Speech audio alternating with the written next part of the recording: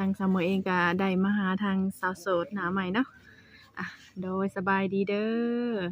เจ้าสบายดี โดยก่อนอื่นสามมื้อเองก็สิได้ขออนุญาตถามชื่อก่อนเนาะเจ้าชื่อว่าจังใดเนาะชื่อแอน ชื่อแอน แอน แอนบ่ได้ แอ ว่า น แอนอ๋อต้องห้องแอนเด้อดิเนาะ อายุจักปีก็ อายุ26ปี อ๋อ26ปี โดย โย่ก็เป็นเอื้อยข่อยได้นี่เนาะ ปัจจุบันนี่ไปเฮ็ดเวียกงานหยังก็ เฮ็ดเวียกอยู่ KP อยู่สวรรค์ อยู่ KP โอ้ KP มันเกี่ยวกับหยังก็ เกี่ยวกับแบบตุ๊กตาหั่นนะ อ๋อค่ายเฮ็ดงานตุ๊กตาแม่นบ่ เจ้า โอ้ได้เงินเดือนดีได้นี่เนาะ บ่ แบบขออนุญาตถามเนาะเงินเดือนนี่ แต่ละเดือนนี่ได้หลายบ่ ได้ลาดปลาย ล้านปลายแต่ละเดือนนี้ แม่ โอ้แบบห้องเช่าเข้านี่ก็ซื้อบ่หรือว่าแนวใด เสียเองเบิด เสียไปทุกอย่าง แม่ ป้าจำนวนเงินล้านปลายนี่ แต่ละเดือนทุกๆเดือนบ่ได้บ่ฮอดช่องล้านบ่ บ่ เอ้านี่จริงอยู่รอดซะ ประหยัดกินนี่แหล้ว อืมแบบเราต้องประหยัดหรือว่าหลายคนแหละมารวมตัวกันแบบว่าเช่าห้องบ่ บ่เสาคนเดียว เช่าเช่าคนเดียวคือบ่เช่านำกันหลาย ยันแบบหั่นนะ มันแบบ กับหมู่หั่นนะ ยันแบบยันบ่ถือกันยันผิดกันแบบนี้หั่นบ่ เสาคนเดียวเอามันสะดวกกว่า โอ้มันแบบเฮาอยากอยู่อยากกินอยากนอนอยากเฮ็ดหยังก็แล้วแต่ว่าซั่นซะเนาะ แม่ แบบข้าวนี่ก็ต้องแบบเอาไปแต่เฮือนบ่เลยเฮ็ดจังได๋ ข้าวก็ถ้ามันเบิดก็บางเทื่อก็ซื้อเองซื้อกินแต่ละมื้อหั่นนะ ความคน ซื้อก็บ่หลายดอก คนเดียวเนาะ หน่อย เผลอๆอันคนเดียวกินข้าวก็แซ่บอยู่คนเดียวนี่ ก็บ่แซ่บแล้วเนาะ เนาะก็เลยเป็นจังได๋ซะในมื้อนี้นะแบบออกมาอันให้ทางเฮาแบบว่าออกมาในมื้อนี้ก็แม่นอยากเปิดใจบ่หรือว่าแนวใด แม่นอยากมาเปิดใจนี่แหละ คิดอยากมาเปิดใจ แม่น เป็นจังได๋ผู้บ่าวผู้แพ้แท้นี่บ่มีบ่เนาะ บ่มี บ่มีผู้บ่าว บ่มี เป็นจังได๋คือบ่มีผู้บ่าวแท้หรือว่ามัวแต่เฮ็ดงานบ่ คือสิว่าแม่นก็แม่นหั่นนะ โอ้เดี๋ยวคือทางเจ้านี่เฮ็ดงานอันตัวที่เจ้าเว้านี่จักปีล่ะ เฮาฮะ แม่น เขาก็ได้ปีปลายอะเด้ โอ้ก็ถือว่าโดนเติบเด้เนาะ แม่น อืมผู้บ่าวแถวในอันโรงงานนี่ก็บ่มี บ่มีดอกบ่ได้อันนั้นนะ แบบใด แต่ว่ามีคนคุยแต่ว่าเฮาบ่มักหั่นนะแบบบ่เปิดใจหั่นนะ แบบว่ามีคนคุยคนโอ้คนล้มอยู่แต่ว่าบ่ได้เปิดใจ แม่น แบบใดวะแบบแบบบ่ได้เปิดใจแบบว่าสิคบหากับเขานี่คุยซื่อๆบ่หรือว่าแนวใดแบบบ่ได้ตกลงเป็นแฟนกัน มันจะก็แบบช่วงนี้บ่ได้คุยเลยนะบ่แบบบ่มักหั่นนะแบบเอ้ยมันเงินมันเดือนมันน้อยแล้วกัน โอ้ ลูกพอกิน สาเหตุที่ว่าบ่ล้มกับผู้บ่าวอยู่ในโรงงานก็คือเงินเดือนเขาน้อย บ่มันก็แบบว่าเฮากับเด็กน้อยนะเฮากับบ่มักเด็กน้อยปานใดหั่นนะ คนที่ว่าเฮ็ดงานเนี่ยหามีแต่เด็กน้อย ปานใดก็เด็กน้อย โอ้เด็กน้อยช่วงมากก็คือเงินเดือนมันก็น้อยเนาะสมมุติว่าเฮาเอาไปหรือว่าโอ้ลงเงินไปก็จักสิว่าจังได๋เนาะเงินเดือนมันก็ ล้านปลายนี่ บ่ฮอด2ล้านจ้ำเฮ็ดงานตัวอื่นก็บ่มีบ่นี่อยากเฮ็ดตัวนั้นบ่ แม่มันก็สบายอยู่หั่นนะ มันเป็นจังได๋นี่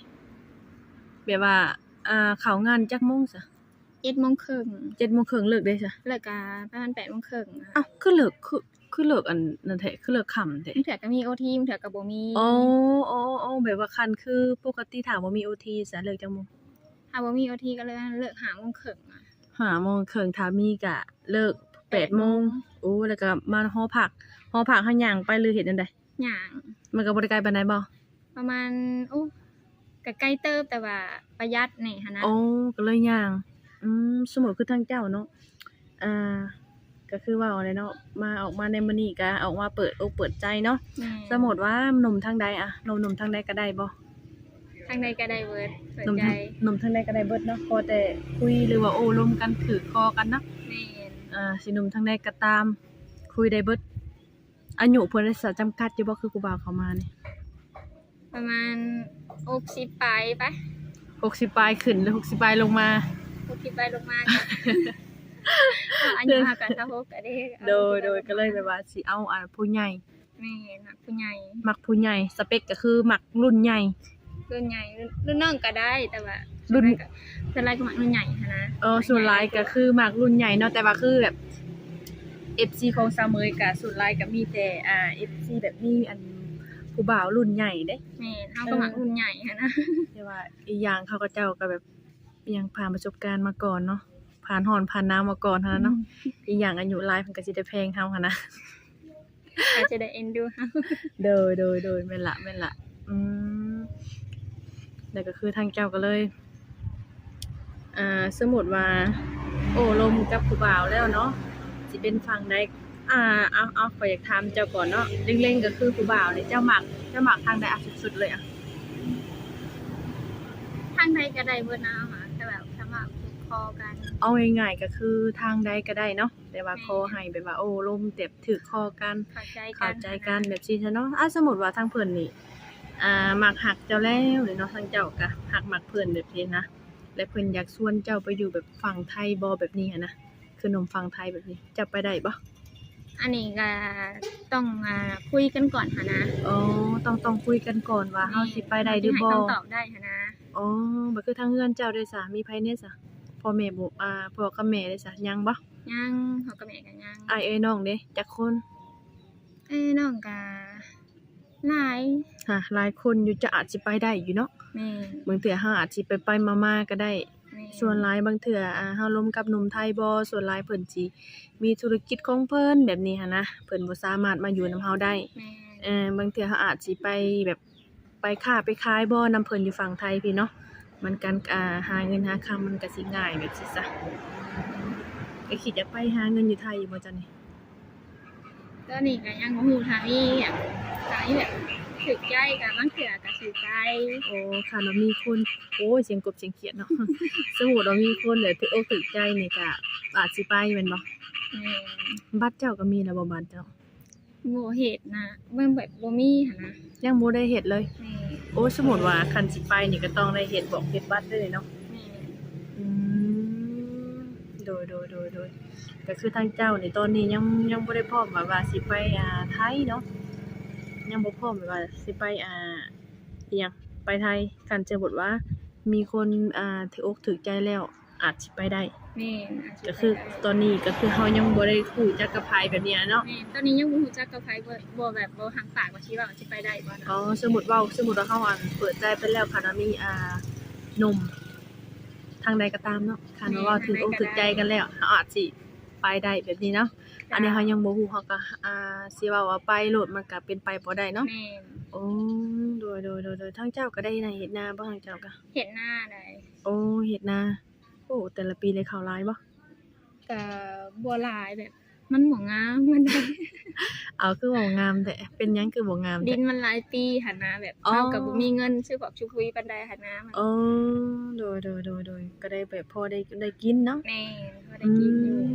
แบบคือที่ผ่านมาเด้จ้ะแบบคือที่ประมาณผู้บอกผู้บ่าวแถวบ้านนี่ก็บ่มีบ่จ้ะหรือเคยล่มอยู่บ่ เคยล่มแต่ว่าเลิกกันแล้วเลิกกันโดนแล้ว อ๋อเลิกกันนี่หลายปีบ่เลิกกัน ประมาณปีฝ่ายแหละ อืมแต่ว่าเป็นจังได๋แบบคบกันนี่รุ่นราวคราวเดียวบ่หรือว่านั่นน่ะ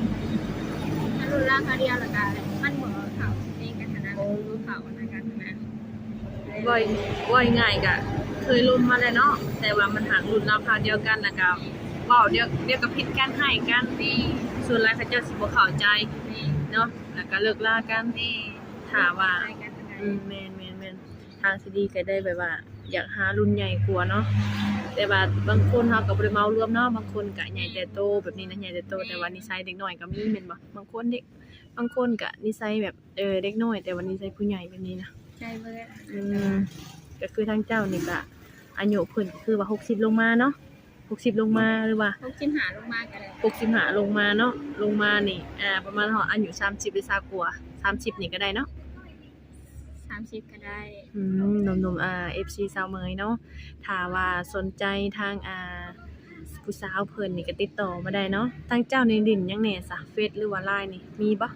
ติ่นละลาย ดินแต่ LINE บ่อ๋อก็ทางสาวเมยเองก็สิได้เอาบ่โดนบ่ภัยFC เด้อเนาะเสียงรถดังแหน่ก็คือทางเจ้าก็สิแจกแต่ LINE แม่นบ่ แม่ อีกอย่างก็คือทาง LINE เนี่ยมันเป็นส่วนตัวเนาะรับเฉพาะก็คือทางสาวเมยเองก็สิแจกให้แต่ผู้แบบว่านั่นแหละอย่าเข้ามาหาเจ้าเลยเนาะ หนุ่มทางใดก็ยาเนาะ มึงทางใดก็ได้เบิด จีแบบมีสเปคแบบหุ่นยาวขาวดีได้ซะสูงเตี้ย ได้เบิดฐานะเฮาค่ะแบบ เว้าบ่ได้แล้ว บ่มีสเปคแต่ว่าถ้าเว้าถือคอกันละกันนะ รู้ออกมาเพิ่นว่าอันโตดำน่ะก็บ่ได้แล้วเนาะ บ่ได้เบิดได้เบิด ได้เบิดนะตกลงนี่เนาะ จ้า ก็คือว่าทางคอแต่ว่าหลักๆก็คือคอแต่นิสัยดีเนาะ แม่นิสัยดี ถ้าว่านิสัยบ่ดีหรือว่างามแต่รูปจูบบ่ฮอมก็บ่เอาเนาะตอนนั้นเนาะเด้อๆทางเจ้านี่ซะมีแบบเฮ็ดงานแบบนี้ล่ะมีวันหยุดวันหยังบ่ มีแต่วันถิดวันเดียว อ๋อวันถิดวันเดียวหยุดนี้ แม่น ก็คือเจ้านี่ไปเฮ็ดอยู่สวรรค์นี่แบบนอนพุ่นแหละอาทิตย์หนึงขึ้นมาบ่หรือว่าแนวใด บางเทื่อก็บ่ได้สู่ขึ้นมาบ้านเพ ถ้า ราะว่ามันเสียค่ารถนะตลอดแม่บ่สู่ขึ้นปานใด อีกอย่างก็คือมันมีหยุดมื้อเดียวคือวันอาทิตย์ส่วนหลายเฮาก็เอาเวลานั้นไปพักผ่อนหรือว่านอนดีกว่าเนาะ มาแบบเฮาก็บ่มีรถส่วนตัวหันนะแบบ อืม มันก็ลำบากอีกหันนะแบบยากเวลาถ่ารถอีสังหันนะ อันนี้ก็เป็นผู้สาวโรงงานอีกแล้วนี่เนาะชีวิตก็ต้องดิ้นรนว่าซั่น แม่ ซะ นดิ้นรน เออ หาเช้ากินค่ำ แม่นก็คือทางเจ้านี่ก็ยังบ่ได้ฮู้ว่าสิไปดอกไปไทยเนาะถ้าว่ามีคือเว้าแหละพ่อแม่พี่น้องเอ้ยหนุ่มๆเนาะถ้าว่าสนใจทางเพิ่นก็ติดต่อมาได้เนาะทางเพิ่นอาจสิไปได้อยู่เพราะว่าทางญาติพี่น้องเพิ่นก็หลายหลายอยู่ มีแต่สาวๆ โดยเนาะทางเพิ่นก็สเปคเพิ่นก็บ่มีหรือว่าสิตุ้ยสิดำก็แล้วแต่เพิ่นว่าเนาะบ่แม่นได้สิมาตาบอดก็สิเอาก็บ่แม่นเด้อเนาะ อันแบบว่าเป็นจังได๋คือบ่อยากแจกเฟซ ก็บ่ได้สู่หลินหาหลินแต่ลายใช่ไหมมันส่วนตัว เป็นลายส่วนแบบลิ้นแบบลายมันส่วนตัวเฟซนี่เนาะก็เว้าบางเทื่อมันสิมีคนดีและคนบ่ดีเข้ามาหาเฮาเนาะ บางเทื่อ LINE นี่มันอาจหาสิแอดคันสมมุติว่าเฮาบ่รับเป็นเพื่อนก็โทรบ่ได้เขาเจ้ามีแต่แชตมาซื่อก็บ่เป็นหยังเนาะทาง Facebook นะบางเทื่ออีหยังถ้าได้เป็นเป็นเพิ่นก็แชตมาหลายเว้าแนวบ่ดีหันนะมันก็บ่เป็นส่วนตัวนี่หันนะ มันก็บ่เป็นส่วนตัวลายอ่ะมันก็ส่วนตัวนิดนึง ตกลงก็คือแจกได้แต่ LINE เนาะก็คือนั่นแหละก็คือทางซัมเมอร์เองก็สิถ้าว่าหนุ่มใดสนใจทางผู้สาวเพิ่นก็ทักแชทมาได้เนาะทางซัมเมอร์เองก็สิเอาแต่ LINE แจกให้เบอร์ได้บ่ มีแต่ไลน์อย่างเดียวแม่นบ่ถ้าอันเป็นหนุ่มทางใดก็ตามเนาะคุยหนุ่มฝั่งลาวเฮาก็ตามฝั่งไทยก็ได้ต่างประเทศก็ได้เนาะ แม่ได้เบิด ได้เบิดเนาะก็สเปคก็อ้วนตุ้ยก็ได้คือเก่าเนาะ ได้เบิดสเปค ทางเพิ่นก็คือว่าหั่นแหละโอ้ยเนาะทางซัมเมอร์เองก็สิบ่ว่าระยะห่างเนาะเว้าไปหลายไปแฮงยาวแฮงเยอะก็สิได้ขอตัวผู้สาวโสดไปเพียงอยู่เท่านี้เนาะต้องการหยังก็ทักแชทมาได้เนาะโดยสบายดีเด้อ สบายดี โดยสบายดี